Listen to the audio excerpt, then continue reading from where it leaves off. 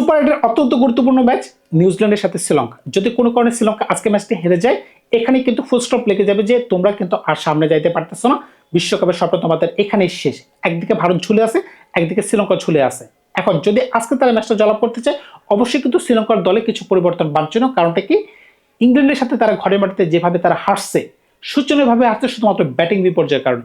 যেখানে আপনি পরে ব্যাটিং করে 140 রান নেবেন, আপনি ঘরের কন্ডিশনে 140 রান নিতে পারতেছেন না, এমনকি 90 রানের মাঝখানে আপনি অল আউট হয়ে গেছেন। তার মানে কি আপনার মাঝখানে ব্যাটিংয়ে দক্ষতার কোনো পরিচয় আপনি দেননি। এমনকি উইল জ্যাকসন মতো বলার আপনার 3 উইকেট নিয়ে গেছে, পার্ট টাইম বলার।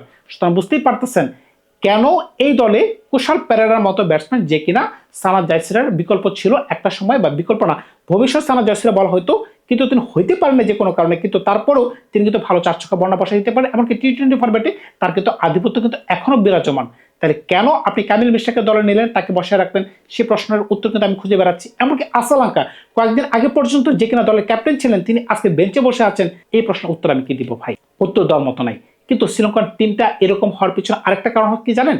ইনজুরির একটা খবর। আপনি খেয়াল করে দেখেন, পাতিরানা যখন ইনজুরি কবলে পড়ে গেল, হাসানগা যখন প্রথম ম্যাচে ইনজুরি কবলে পড়ে গেল, তখনই কিন্তু দলের দুজন প্রিমিয়াম বলার কিন্তু ইনজুরি কবলে পড়ে যাওয়ার কারণে কিন্তু দলটা কিন্তু দেখতেও ফ্যাকাশে লাগতেছে। হাসানগা কিন্তু ব্যাটাতে বলাতে কিন্তু দুর্দান্ত একজন পারফরমার ছিলেন। এখন আজকের মূল কথা যদি ফেরত চলে আসি, আজকে কিন্তু নিউজিল্যান্ড কিন্তু ভালো থ্রেট উৎপন্ন করতে পারবে। কোন ধরনের থ্রেট উৎপন্ন করতে পারবে খেয়াল করে দেখেন। আপনি যদি নিউজিল্যান্ড টিমকে একটু অবজারভেশন করেন A to Z, তখন কিন্তু আপনি বুঝতে পারবেন যে এইখানে তারা কোন ধরনের ভূমিকা পালন করতে পারবে থ্রেট হিসেবে। এমনকি যেই মাঠে খেলা, বিশেষ করে প্রেমাদাসে খেলা, প্রেমাদাসে এই পর্যন্ত 64টা ম্যাচ হয়েছে, 64টা মাঝখানে যারা আগে ব্যাটিং করছে তারা 27টা ম্যাচ জয়লাভ করতে পারছে, এবং যারা পরে ব্যাটিং করছে তারা 36টা ম্যাচ জয়লাভ করছে। এখন সবচেয়ে গুরুত্বপূর্ণ স্টেপ, এবারে বিশ্বকাপে 3টা আপসেট কিন্তু এই মাঠে হয়েছে। একটা আপসেট, পাকিস্তানের একটা ম্যাচ ভেস্তে গেছে। পাকিস্তানের একটা ম্যাচ বৃষ্টির কারণে ভেস্তে গেছে। এটা হচ্ছে একদম সবচেয়ে নিম্নমানের আপসেট। সবচেয়ে বড় আপসেট কি, অস্ট্রেলিয়া এই মাঠ থেকে বিদায় নিয়ে গেছে। কেমনে বিদায় নিয়ে গেছে? অস্ট্রেলিয়ার সাথে জিম্বাবুয়ের একটা খেলা গেছে। এই ম্যাচে অস্ট্রেলিয়া আগে ব্যাটিং করছে, কিন্তু জিম্বাবুয়ে পরে ব্যাটিং করে নিয়ে গেছে। শ্রীলঙ্কার সাথে জিম্বাবুয়ে কিন্তু শ্রীলঙ্কা জিম্বাবুয়েকে হারা দিয়েছে পরে ব্যাটিং করে। সুতরাং বুঝতেই পারতেছেন এখানে কিন্তু এই ধরনের খেলা হচ্ছে। এখন অস্ট্রেলিয়া সম্ভবত আগে ব্যাটিং করেছিল নাকি পরে ব্যাটিং করেছিল, আমি একটু ভুলে গেছি।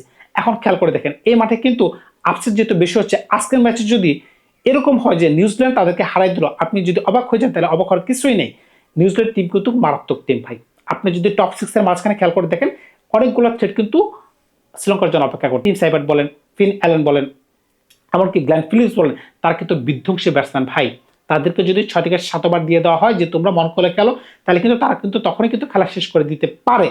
এখন বিষয়টা কিন্তু এতটা সহজ না হতে পারে, কারণ কি, স্পিনিং একটা কন্ডিশন কিন্তু সবসময় কিন্তু তাদের মাথায় থাকতে পারে। কিন্তু স্পিন খেলার জন্য কিন্তু তাদের দলে কিন্তু যথেষ্ট পরিমাণে ভালো ব্যাটসম্যান কিন্তু রয়েছে। আপনি খেয়াল করে দেখেন, ড্যাল মিচেল বর্তমান বিশ্বের মিডল অর্ডারে তিনি সবচেয়ে ভালো ব্যাটসম্যান, এমনকি তিনি সবচেয়ে ভালো স্পিন বল খেলতে পারতেছেন।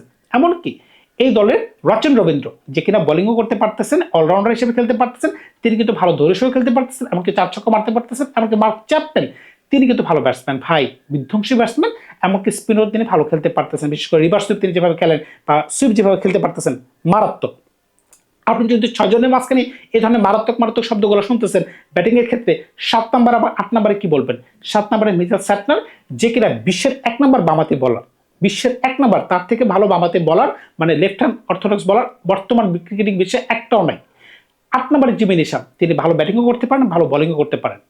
এখন 8 নম্বর পজিশন পর্যন্ত যদি এরকম হয়, 9, 10, 11, 9, 8, 10, ম্যাট হেনরি অনেকদিন ধরে কিন্তু এই দলের সাথে আছেন, তার লাইন এবং ডেথ কিন্তু খুবই ভালো। এমনকি 10 নম্বরে এক্স ফ্যাক্টর কেন বলবো, যার কাছে 150 গতির বল আছে, লুকি ফার্গুসন, তিনি অবশ্যই এক্স ফ্যাক্টর, এমনকি তিনি স্লো বল করতে পারদর্শী।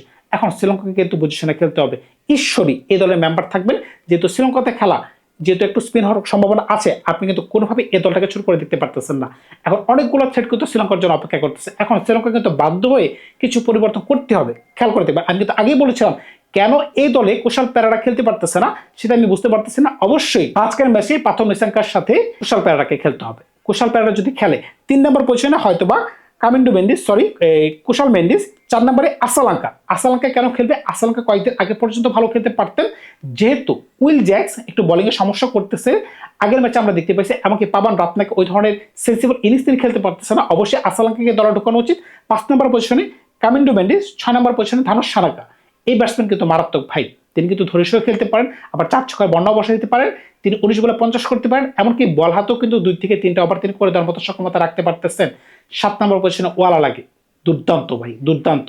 এক আছে কামিন্যো বেন্ডিস, যে কিনা 2 হাতে বোলিং করতে পারে, ডান হাতে বাম হাতে, এমনকি ওয়ালা লাগে ডান হাতে বল করতে পারে, বাম হাতে বোলিং করতে পারতেছেন, এমনকি তিনি বাম হাতে বিধ্বংসী ব্যাটসম্যান। এরকম একটা অবস্থায় দল কিন্তু ভালো, কিন্তু তারা যদি ভালো ক্রিকেট খেলতে না পারে তখন কিন্তু আপনি অন্য কাউকে অপরাধী হিসেবে গণ্য করতে পারতেছেন না। এখন 8 নম্বর পজিশনে দুষ্মিতা হেমান্তা, যে কিনা হাসারাঙ্গার জায়গায় অ্যাজ এ রিপ্লেসমেন্ট বলার হিসেবে আসছে, তিনিও কিন্তু ভালো বোলিং করতে পারতেছেন।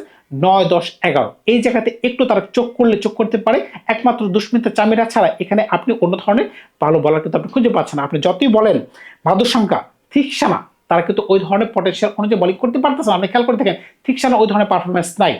কারণটা কি, জুড়ি যখন ভেঙে যায় না, একটা পার্টনারশিপে বোলিং করতে হয়। যখন এক প্রান্ত থেকে হাসারাঙ্গা বোলিং করে, অন্য প্রান্ত থেকে থিকসানা বোলিং করে, কিংবা থিকসানা যখন পাওয়ার প্লেতে বোলিং করে, অন্য প্রান্ত থেকে যখন 6 ওভার পরে যখন হাসারাঙ্গা আসে, তখন দলটা দেখতেই ভালো মনে হয়, যেটা বরুণ চক্রবর্তী আর কুলদীপ যাদবের মাঝখানে হয়। এখন যখন আপনার জুড়িটা ভেঙে যায় তখন কিন্তু আপনি একা হয়ে যান, একা কিন্তু আপনি লড়াই করতে মনে চায় না, কিংবা আপনি একা ওই ধরনের যুদ্ধ আপনি চালা যেতে পারেন না। এখন আজকের ম্যাচে গেম প্ল্যানটা কিরকম হতে পারে, টস একটা মেজর ফ্যাক্টর হতে পারে। টস একটা মেজর ফ্যাক্টর কেন হতে পারে, কারণ কি এই ম্যাচে যারা আগে ব্যাটিং করে একটা ভালো রান করতে পারবে তাদের জন্য পাল্লাটা ভারী থাকতে পারে। আর যদি মনে করে যে না আমরা চেস করব, চেস করতে গেলে প্রথম ম্যাচের ন্যাপ ফেসে গেলে ফেস হয়ে যেতে পারে। তবে শ্রীলঙ্কার কন্ডিশনে কখন যে কি হয় সেটা কিন্তু অগ্রিম বলা যায় না, কারণ কি শ্রীলঙ্কাতে আপসেট সবচেয়ে বেশি হয়। আপনি খেয়াল করে দেখেন অস্ট্রেলিয়া জিম্বাবুর সাথে সম্ভবত প্রথম 10 ওভারে 110 রান ছিল, 16 ওভারে 160 রান ছিল, 20 ওভারে 180 তারা অল আউট হয়ে গেছে। পরবর্তীতে জিম্বাবুয়ে এই খেলা জিতে গেছে। সুতরাং বুঝতেই পারতেছেন আপনি আগে থেকে অগ্রিম কুস্তি বলতে পারবেন না যে এই মাঠে কি হইতে পারে। এখন শুধুমাত্র খেলার সময় আপনি বলতে পারবেন যে কে ভালো খেলতেছে কে খারাপ খেলতেছে। তবে শ্রীলঙ্কার সাথে যে আজকের যে খেলাটা, অবশ্যই আমি নিউজিল্যান্ডকে আগে রাখবো, কারণটা কি নিউজিল্যান্ড কিন্তু বিশ্ব আসরে আপনি খেয়াল করে দেখেন 50 ওভারের ক্রিকেটে, বিশেষ করে টি-20 ফরম্যাটে তারা কিন্তু সবসময় কিন্তু সেমিফাইনাল ফাইনাল কিন্তু খেলেই থাকে। সুতরাং আজকের ম্যাচ যদি কোনো কারণে তারা হেরে যায়, তবে নিউজিল্যান্ড হারলে এতটা সমস্যা নাই। কারণটা কি নিউজিল্যান্ডের পকেটে কিন্তু অলরেডি একটা পয়েন্ট আছে, যেহেতু তারা পাকিস্তানের সাথে একটা ম্যাচ কিন্তু শেয়ার করছে। কেন শেয়ার করছে, বৃষ্টির কারণে ম্যাচটা বেঁচতে গিয়েছিল।